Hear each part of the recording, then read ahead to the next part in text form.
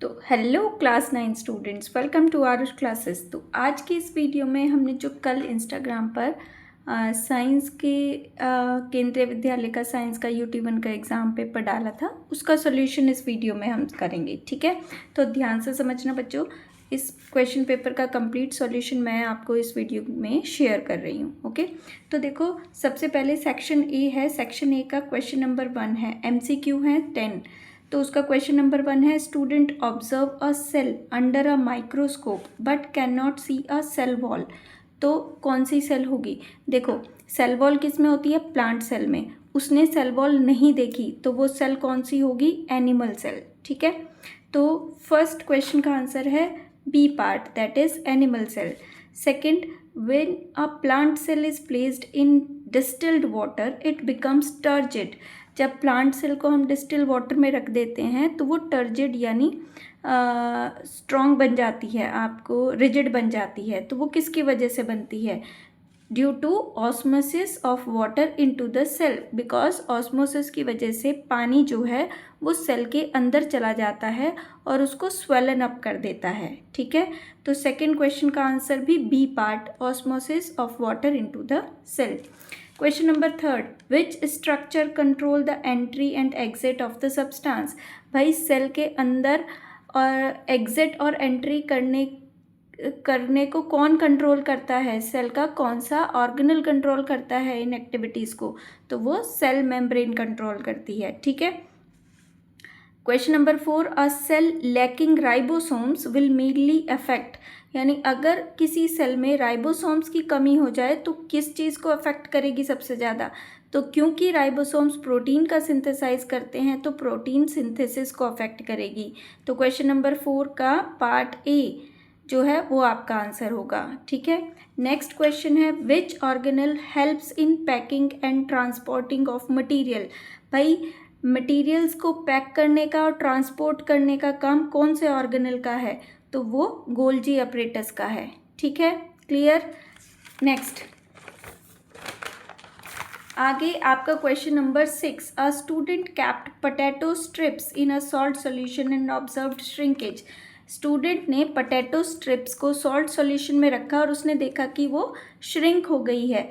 तो वो किसकी वजह से? और देखो, सेल श्रिंक कब होती है? जब उससे पानी बाहर निकलता है, यानी एक्सोऑस्मोसिस होता है। ठीक है, तो ड्यू टू एक्सोऑस्मोसिस, बाहर निकलने को क्या कहते हैं? एक्सोऑस्मोसिस, और अंदर जाने को क्या कहते हैं? एंडोऑस्मोसिस। तो सेल श्रिंक हुई है यानी पानी बाहर निकला है तो एक्सोऑस्मोसिस होगा। ठीक है, यानी क्वेश्चन नंबर का 6 का पार्ट बी ऑप्शन आपका करेक्ट है। ठीक है, next question number 7, which cell organelle contains genetic material. कौन से ऑर्गेनल में जेनेटिक मटेरियल है? तो देखो, जो गिवन ऑप्शंस हैं उनमें से केवल क्लोरोप्लास्ट ऐसा है जो कि माइटोकॉन्ड्रिया के अंदर पाया जाता है। ठीक है, और माइटोकॉन्ड्रिया में जेनेटिक मटेरियल होता है, इसलिए according on the basis of the options हम क्लोरोप्लास्ट को यहाँ पर मार्क करेंगे जिसके पास अपना जेनेटिक मटेरियल होता है। ठीक है, तो क्वेश्चन नंबर 7 का भी बी पार्ट आंसर होगा।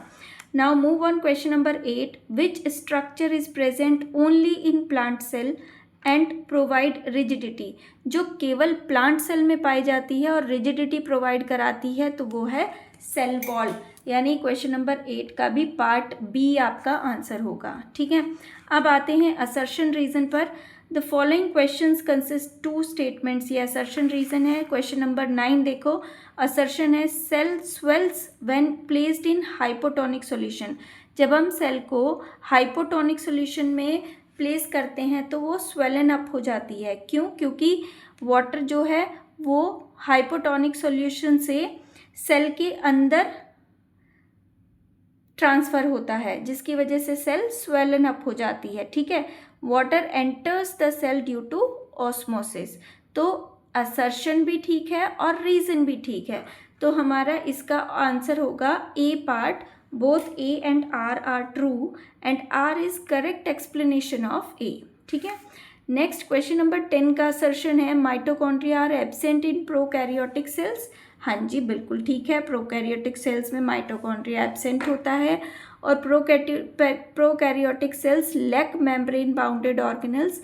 तो रीज़न भी बिल्कुल ठीक है, क्योंकि प्रोकैरियोटिक सेल में मेम्ब्रेन बाउंडेड ऑर्गेनल्स की कमी होती है और माइटोकॉन्ड्रिया तो डबल मेम्ब्रेन बाउंडेड ऑर्गेनल है, तो माइटोकॉन्ड्रिया प्रोकैरियोटिक सेल में नहीं पाया जाता। और रीज़न भी ठीक है, क्योंकि प्रोकैरियोटिक सेल में मेम्ब्रेन बाउंडेड ऑर्गेनल्स नहीं मिलते, तो माइटोकॉन्ड्रिया कैसे मिल जाएगा। तो ए और R both are true and R is correct explanation of A. Clear. अब चलते हैं सेक्शन बी पर। सेक्शन बी का जो क्वेश्चन नंबर 11 है उसमें पूछा गया आपको, why does a cell membrane shows selective permeability, explain in 2 points. तो देखो इनके प्रॉपर आंसर मैंने आपको दिए हैं, आप यहाँ से वो आंसर्स को कॉपी कर सकते हैं और अपने आंसर्स में लर्न कर सकते हैं। ठीक है। तो सेक्शन बी का जो क्वेश्चन नंबर 1 है उसमें पूछा गया है कि सेल मेम्ब्रेन जो है वो सेलेक्टिव परमिएबिलिटी शो करती है, इसको 2 पॉइंट्स की फॉर्म में एक्सप्लेन करो। तो सबसे पहले पहला पॉइंट हम लिखेंगे रेगुलेटेड ट्रांसपोर्ट। ये it allow only specific essential molecules, कुछ स्पेसिफिक मॉलिक्यूल्स को ही अलाउ करती है, जैसे कि वाटर, ऑक्सीजन और न्यूट्रिएंट्स, टू एंटर सेल के अंदर जाने को और बाहर निकलने को। ठीक है। जबकि हार्मफुल और अनवांटेड सब्सटेंस को वो ब्लॉक कर देती है। ठीक, मतलब रेगुलेटेड ट्रांसपोर्ट रखती है विद इन द सेल। फिर दूसरा है फॉस्फोलिपिड्स या प्रोटीन स्ट्रक्चर। अब क्योंकि it is composed of lipids bilayer embedded with specialised transport proteins, क्योंकि ये लिपिड से मिलकर बनी होती है, इसलिए that selectively bind and ferry specific molecules across the membrane. ठीक है। ओके। नेक्स्ट क्वेश्चन है आपका माइटोकॉन्ड्रिया। देखो इसमें question number 12, mitochondria is known as powerhouse of the cell by. Mitochondria को पावर हाउस कहते हैं, क्यों? क्योंकि माइटोकॉन्ड्रिया रिस्पॉन्सिबल है सेलुलर रेस्पिरेशन के लिए। ठीक है। जहाँ पर वो न्यूट्रिएंट्स का ब्रेकडाउन करता है in the presence of oxygen और एनर्जी रिलीज करता है, और यही एनर्जी फिर स्टोर होती है in the form of ATP, जिसको हम एडिनोसाइन ट्राइफॉस्फेट भी कहते हैं, विच द सेल यूज। और इसी एनर्जी को सेल जो है अपनी एक्टिविटीज़ या फंक्शंस को परफॉर्म करने के लिए यूज़ करती है। क्लियर। क्वेश्चन नंबर 13 है, हाउ डू फ्लावर्स, फ्रूट्स और वेजिटेबल्स एक्वायर्ड वेराइड कलर्स। ठीक है। इनके पास अलग अलग कलर्स क्यों होते हैं? क्योंकि इन due to the presence of specific organic pigment contained inside the cell organelles called plastid, क्योंकि इनमें प्लास्टिड्स पाए जाते हैं और प्लास्टिड्स में भी क्रोमोप्लास्ट पाए जाते हैं। Contain pigment like which gives, आप इनमें क्रोमोप्लास्ट में कुछ पिगमेंट्स पाए जाते हैं जो कि येलो, ऑरेंज और रेड कलर प्रोवाइड कराते हैं फ्लावर्स को और फ्रूट्स को। ठीक है। दूसरा तरीका का पिगमेंट आपका क्लोरोप्लास्ट है, जिसकी वजह से फोटोसिंथेसिस होता है, और एक और होता है ल्यूकोप्लास्ट जो कि कलरलेस होता है। ठीक है। नेक्स्ट क्वेश्चन इसी का और पार्ट है, प्रोकैरियोटिक और यूकैरियोटिक सेल्स में डिफरेंस बताओ। तो देखो प्रोकैरियोटिक में न्यूक्लियस एब्सेंट होता है, उसका जेनेटिक मटेरियल अनकवर्ड होता है। ठीक है। और यूकैरियोटिक सेल्स में न्यूक्लियस प्रेजेंट होता है, genetic material enclosed with a nuclear membrane से कवर्ड होता है। ये छोटे होते हैं, ये कंपैरेटिवली लार्जर होते हैं। ठीक है। इनका साइज 1 to 10 माइक्रोमीटर और इनका 1 to 100 माइक्रोमीटर होता है। प्रोकैरियोटिक यूजुअली यूनिसेलुलर होते हैं, जबकि यूकैरियोटिक मल्टीसेलुलर और यूनिसेलुलर दोनों हो सकते हैं। मेम्ब्रेन बाउंडेड ऑर्गेनल्स इसमें नहीं पाए जाते, प्रोकैरियोटिक में नहीं मिलते, जबकि यूकैरियोटिक में मेम्ब्रेन बाउंडेड ऑर्गेनल्स मिलते हैं आपको। ठीक है। Next question number 14, how does the structure of nucleus help in controlling the cell activities. Nucleus की स्ट्रक्चर सेल एक्टिविटीज़ को होने में कैसे हेल्प करती है। तो देखो, न्यूक्लियस जो होता है ना, वो आपका कंट्रोल सेंटर कहलाता है सेल का, ठीक है। इसकी unique structure design us is allowed to store it genetic information, protect it and send out commands to regulate everything, ठीक है। तो इसके पार्ट्स पढ़ लेते हैं। पहला पार्ट न्यूक्लियर एनवलप, ये डबल मेम्ब्रेन से कवर्ड होता है जिसको हम न्यूक्लियर एनवलप कहते हैं। और इसका काम क्या है, ये जेनेटिक मटेरियल को साइटोप्लाज्म से सेपरेट करने में हेल्प करता है। फिर दूसरा आता है न्यूक्लियर पोर्स। न्यूक्लियर एनवलप में छोटे छोटे टाइनी ओपनिंग्स होती हैं जिनको हम न्यूक्लियर पोर्स कहते हैं। ये पोर्स सिलेक्टिव चैनल्स की तरह का काम करते हैं, यानी कुछ असेंशियल प्रोटीन्स को ही एंटर करने देते हैं विद इन द न्यूक्लियस, और मोर इम्पॉर्टेंटली जो मॉलिक्यूल्स लाइक आरएनए को बाहर निकलने देते हैं, एग्जिट इनटू द साइटोप्लाज्म, ठीक है। तीसरा है क्रोमेटिन और DNA. DNA contains genes which are instructions manuals for the cells, ठीक है। When cell need to perform, जब उसको कोई काम करना होता है तो nucleus transcribes the specific part of DNA into RNA, और आरएनए फिर गाइड करता है उनको एक्शन करने के लिए, ठीक है। फोर्थ पार्ट है न्यूक्लियोलस, जिसको हम राइबोसोम फैक्ट्री भी कहते हैं।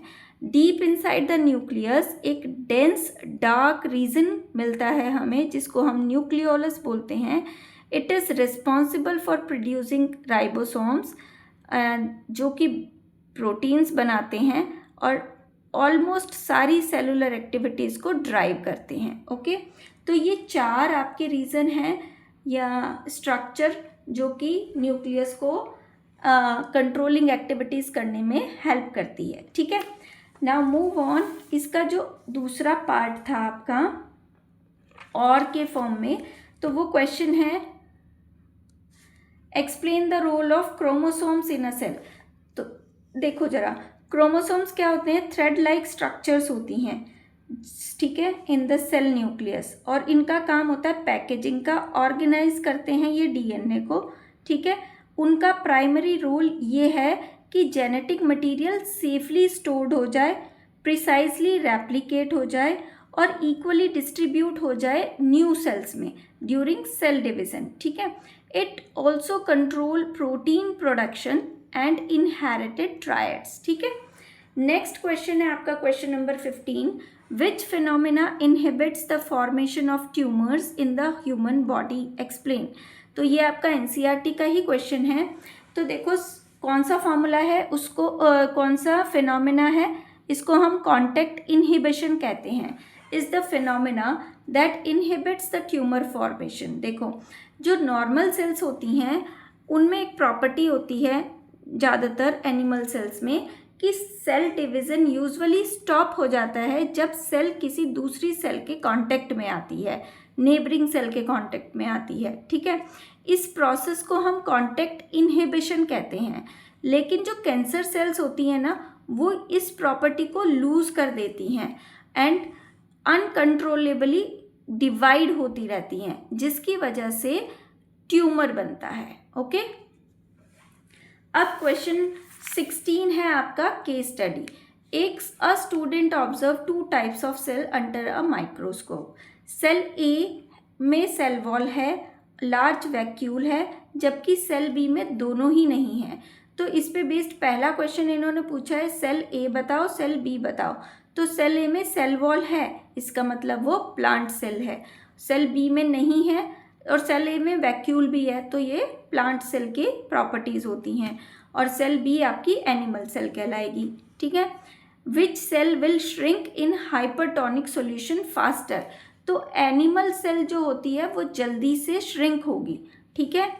तो हम लिखेंगे कि animal cell will shrink faster या cell B will shrink faster in hypertonic solution because of lack rigid cell wall, क्योंकि उसके पास रिजिड सेल वॉल नहीं होती, ठीक है। फिर सी क्वेश्चन इसने पूछा है which cell will be more rigid and why. कौन सी होगी, प्लांट सेल होगी, क्योंकि उसके पास सेल वॉल होती है, ठीक है।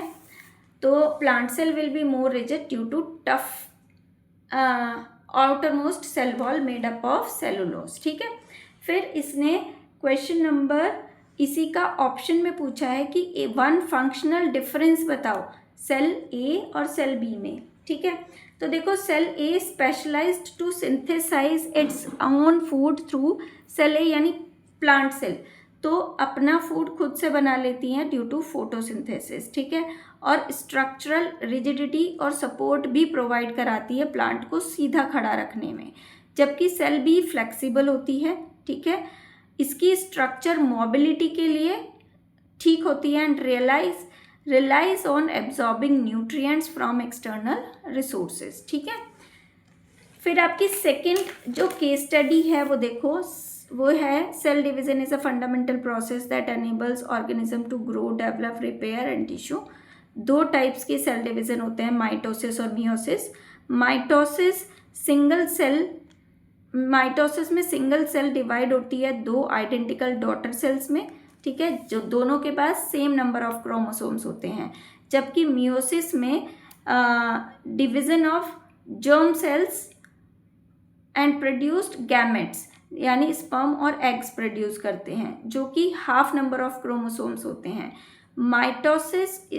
माइटोसिस ग्रोथ, रिपेयर और मियोसिस जेनेटिक डाइवर्सिटी के लिए असेंशियल होता है। ठीक है, तो इस पे बेस्ड फिर क्वेश्चंस पूछे हैं।